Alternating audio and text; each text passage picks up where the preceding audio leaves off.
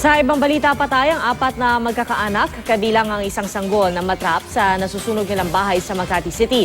Hinihinalang dahil raw ito sa jumper o iligal na koneksyon ng kuryente. Nakatutok si Steve Dailisa.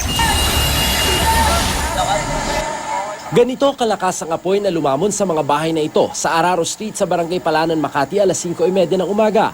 Sinabay nito ng malakas na hangin kaya tumawid sa kalsada ang apoy hanggang madamay ang katapat na bahay. Kanya-kanyang takbo at salba ng gamit ang mga residente. Nagbasa ako ng blanket, tinalukbong ko, nilabas ko yung mag-ina ko.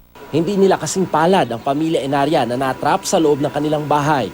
Halos hindi na makilala ang mga nasunog na bangkay ni na Britney, 14 na taong gulang, at Nicole Enarya, 7 taong gulang. At kanilang inang si Annie na natagpo ang yakap-yakap ang 2 buwang apong si Nathan.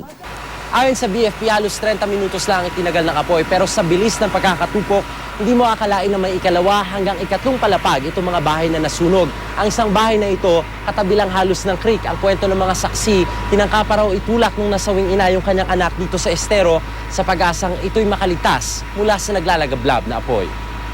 Tatalon dapat yan kasi nasa ubong na siya, patalon na daw dapat yan. Kaso mas inulan niya yung kapatid niyang itulak sa ilog yung nabubuhay ngayon.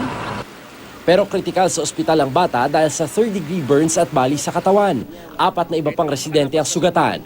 Overloading sa illegal electrical connection o jumper ang tinitignang sanhi ng sunog. Yung 3 palapag na bahay na yan na pinagmulan ay wala silang exit. Mahigit 20 pamilya ang nawalan ng bahay.